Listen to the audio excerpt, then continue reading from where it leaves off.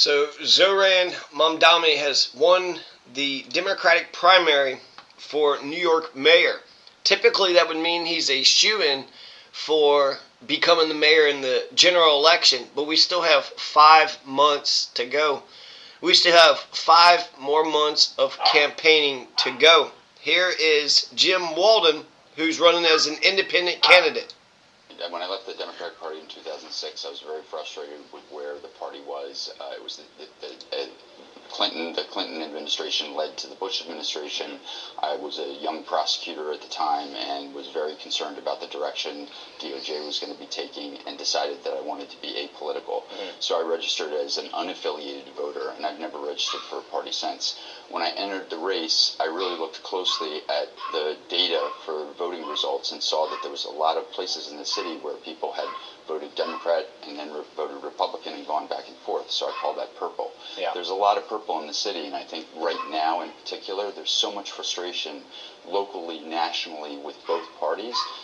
Okay, so that's Jim Walden. He's running as an independent. Andrew Cuomo, he's going to stay in the race under the Fight and Deliver party. And then you also have Curtis Sliwa, who's the Republican. And then you have Eric Adams, who's going to stay in as well. And so, in a way, it looks like you got, 3 conservatives at least? 1, 2, 3. And Jim Walden, he's saying he's independent, but he's talking about, a lot of purple. There's a lot of purple, so that means there's some blend. This Zoran Mamdani is an exciting win, and it's an exciting development, and he's given us a blueprint for how to proceed in these tumultuous times. Let's take a listen a little bit more to him. Time that an independent can really break through. And just for your background, you are a prominent New York City attorney, and you've actually put up some high-profile clients. You worked with Andrew Cuomo, Bill de Blasio, Tish James. You now have a lawsuit tied to the corruption charges against Mayor Adams. So I guess how did representing those folks kind of shape your decision to jump into the race, and how is that informing how you're going to run against them? Yeah. So I've met or represented so many more people in addition to the ones on your list, and I've seen the good and bad in government, right? As someone who has mostly libertarian perspectives, I think government should be focusing on delivering results for people, period, full stop. There's so much grandstanding and showboating with all of these politicians that I found some good things that they did, and I saw a lot of bad.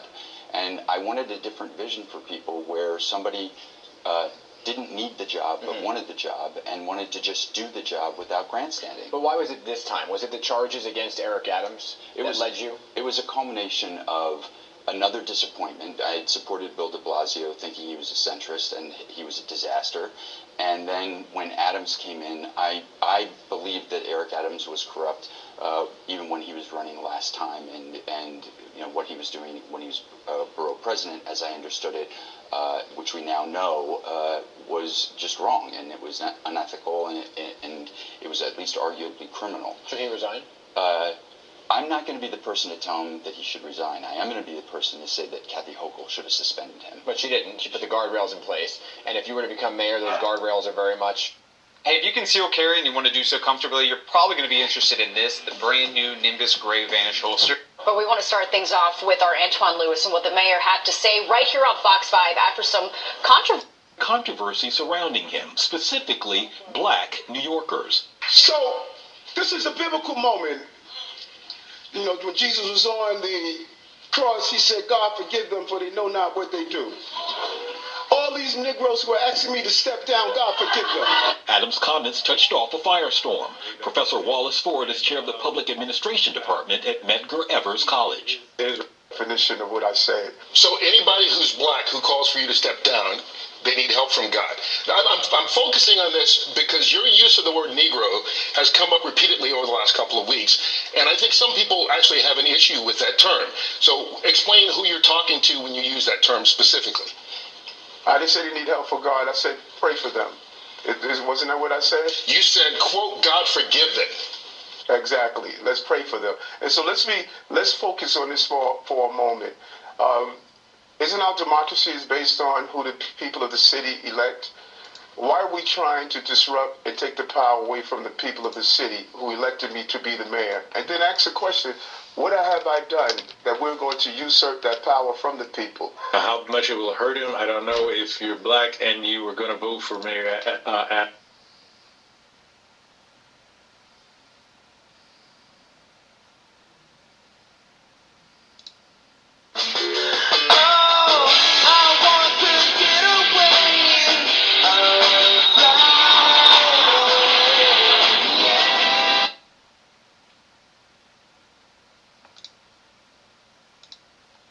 Back on flight, my second interview for the night. 2025 Republican mayoral candidate. Had you back in 2021. My man Curtis Sliwa. Curtis, I gotta show some love. How you doing, sir? You left one thing out. I'm also running on Protect the Animals line. First time ever. There's been an independent line to protect our animals, no-kill shelters, and go after animal abusers. Really? Yeah. I didn't know that. I can call up Peter. I can get him to sponsor the interview. We'll take care of that, and I'll be a vegetarian just for today. Well, I gotta tell you, we don't do that. A guy named Gandhi, Mahatma Gandhi, said that a society that does not treat its animals well does not treat its human beings well. Look at New York City. Right. We have emotionally disturbed, homeless people, some of them veterans, living in the subways, the streets, and the parks. That, to me, says everything. The world's wealthiest city, and we allow these people. And notice when the migrants came in, whoa, we gave them top shelf 5-star treatment. But our own people, we allow them to writhe in their own squalor. Shame on us. Shame on us. It's pretty horrible. And with animals, unconditional love, if we can, pretty much mirror what animals show us in love, I think the world would be a better place. Now, speaking of love, I want to show some love because we're here right now up in the friendly skies, 50,000 feet up. My man Eric B., he's hosting a brand new show. And we're behind the scenes, Jet Talk. Now, what did you think of the ambiance? We're up here right now flying around, first class service, and you get to interview with the legend, and you're a legend as well. How did that go tonight? 5-star top shelf. Doesn't get better than that. It's a hell of a lot better than the number 4 train from Muckers Express. But he's old school, and I'm old school, and we were able to reminisce, and not just about city life in New York City, but Newark, New Jersey. Right. How often do you find guys from New York City who know a lot about Newark, New Jersey? That shows you our ability to travel, our ability to branch out, and then come together and discuss things that average everyday people in the streets cannot. So that was Curtis Sliwa. Together or apart, Pet Libro keeps your lives in sync. Because what's best for... So, Governor, it's the morning after. There's some confusion about what happened last night. Did you concede the election to Somomdani? Yeah, last night we concluded the Democratic primary election, and the Assemblyman won that election. They haven't finished counting the votes and what they call ranked choice voting and certifying the vote. But it was clear to me what the results were going to be, so I didn't want to waste anybody's time. And I said last night that the Assemblyman won the Democratic primary, that I thought he ran a good race, if you will, of New Yorkers. More representative pool of New Yorkers. So I have that independent line. I qualified for that, and I'm on that line in November. And we're going to be looking at the numbers that come in from the primary.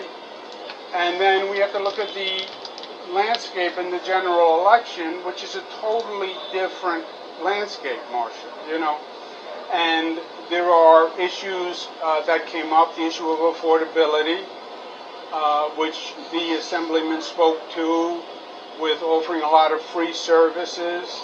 And is that feasible? Is that realistic? Can that be done? So basically looking at the landscape.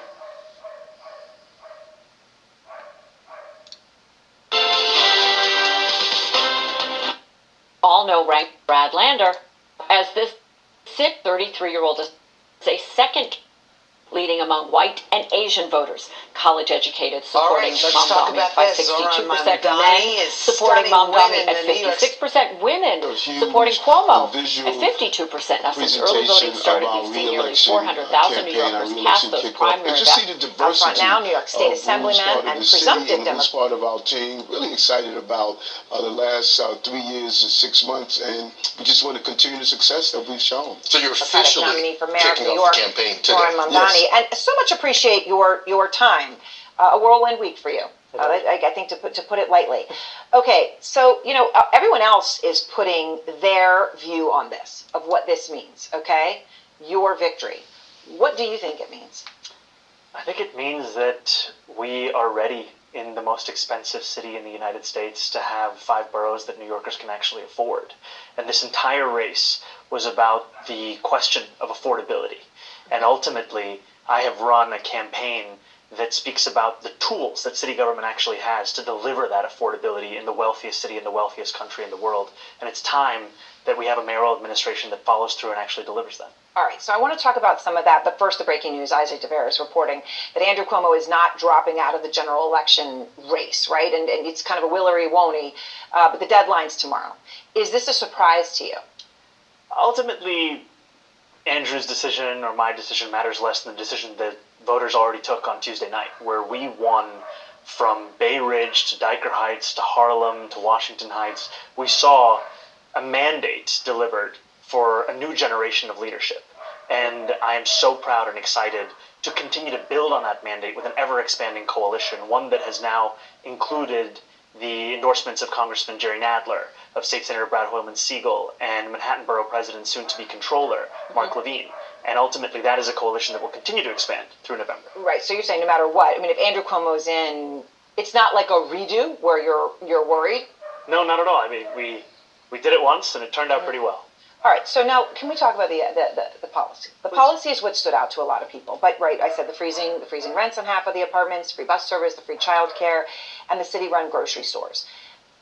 How do you pay for that? Let's go through it. Officially, right after we wanted the primary to get through, because we're still a Democrat, the process allows us to run on our own line. And keep in mind, both Andrew Cuomo also had his own line, and we believe the Jim Walden, several had their own line. What is interesting, people say it's hard to win on an independent line. Yes, it is, but it has not been hard for sitting mayors like Lindsay and Bloomberg. They ran on independent lines and they were successful. And that is the difference between just anyone running on an independent line. Real quick though, Lindsay ran in the primary first and then lost and then ran independent. You chose not to run in the primary at all. Right, not enough time. You know, when the case was dropped, which it should have been, it was so close to something that's determined by the Rent Guidelines Board, composed of 9 members. The mayor picks each of those members. They determine each year whether rents rise or whether they stay the same. The previous mayoral administration froze the rent 3 times, so this has clear historical precedent. When it comes to city-run grocery... Even Adams, you're saying Adams. No, this is prior. Okay, economic policies. He said... The actual turning in our petition... It's a crowded field. Yes. And Andrew Cuomo right now still in the race. He says he's got union labor backing. Let alone the average New Yorker is entirely dependent on New York City being a business-friendly environment and a place where wealthy residents are willing to spend 183 days, the amount you need to be taxed, and assume the associated tax burden. Unfortunately, both have already started making arrangements for the exits. So you just think that isn't going to add up. And by the way, that corporate tax rate that you're talking about, that's a big increase. That's matching 7.25% going to 11.5%. And the point of it is that if it works for our regional neighbor, why can't it work for us? And with Bill Ackman, this is someone who put $500,000 into Andrew Cuomo's super PAC. Someone to whom clearly money is not an issue. And ultimately, even for him, life would get better. Because what I'm looking to use this money for is to make the quality of life across the city better. Okay, so when people say democratic socialist, right, and I'm curious what you think this means. I mean, do you like capitalism? Which would be, your competition. Are you looking for President Trump to help you? Would you accept help from President Trump if he were to offer it in this race? First of all, I'm looking for help from all of the New Yorkers. That is where it matters. And most importantly, if people want to support the campaign, I'm willing to take support from wherever the support comes from. There are rumors out there. Mm-hmm. Always. This is New York. I know. The rumors are this. That Curtis Sliwa, who's running on the Republican line, would be offered a job in Trump's administration, and you would run on both lines. That rumor didn't come to my doorstep yet. You know, I must focus on voters. And now we have 1 million independent registered voters in this city. 1 million. Think about that number. And so this is an opportunity that once the general election takes place, it doesn't matter how you're registered. It just matters that who do you want to move the city forward? And my experience shows that I have the ability to do so. This city has recovered. Broadway had the best 12 years in recorded successful. Maybe that's what I should say. I think ultimately the definition for me of why I call myself a democratic socialist is the words of Dr. King decades ago. He said, call it democracy or call it democratic socialism, there must be a better distribution of wealth for all of God's children in this country. And that's what I'm focused on, is dignity and taking on income inequality.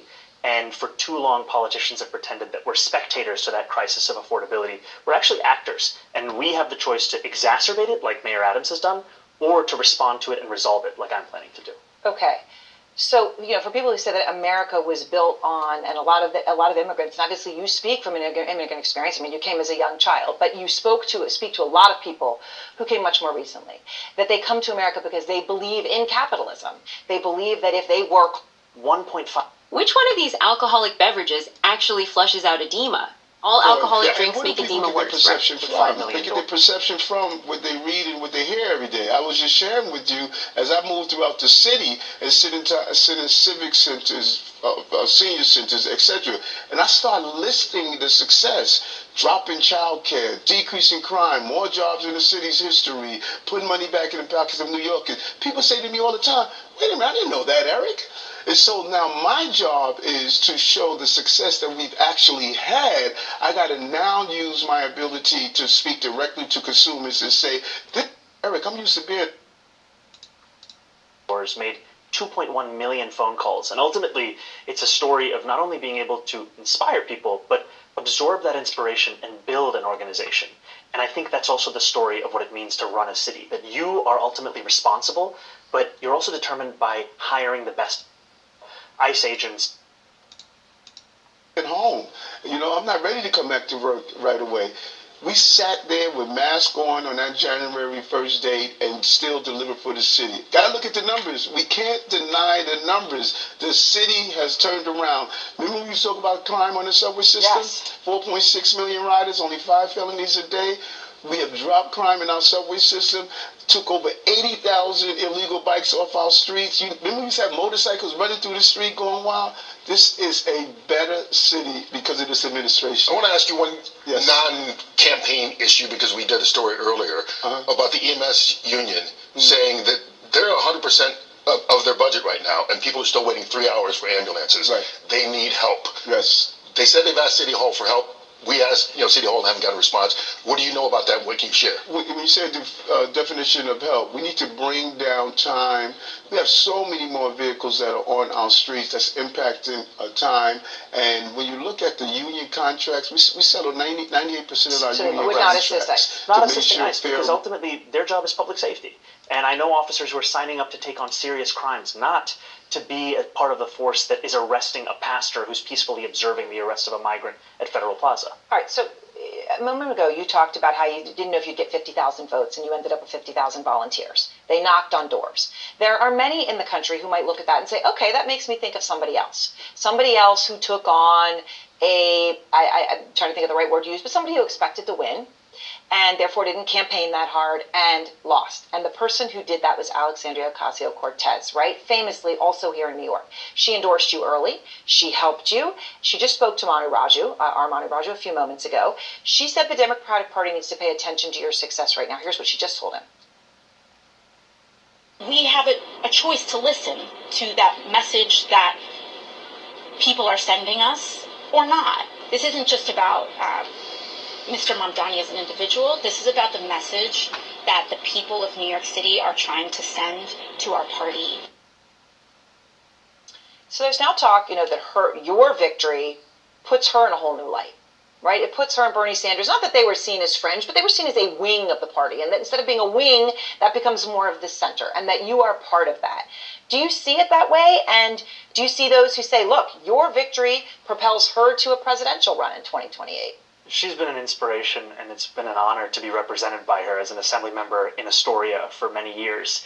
And I think about a senior who works at a child care center that I met in Sunnyside, Queens. Tell people who told me that I'm not a progressive, but I realized when I looked at Alexandria Ocasio-Cortez and Bernie Sanders, they were the only ones who were willing to fight for me. And that's what so many New Yorkers and Americans understand. You can't pay for the increase in taxes, the increases in insurance. Now small property owners will lose their homes. Large LLCs will come in and purchase those homes. Now we're pushing out the small property.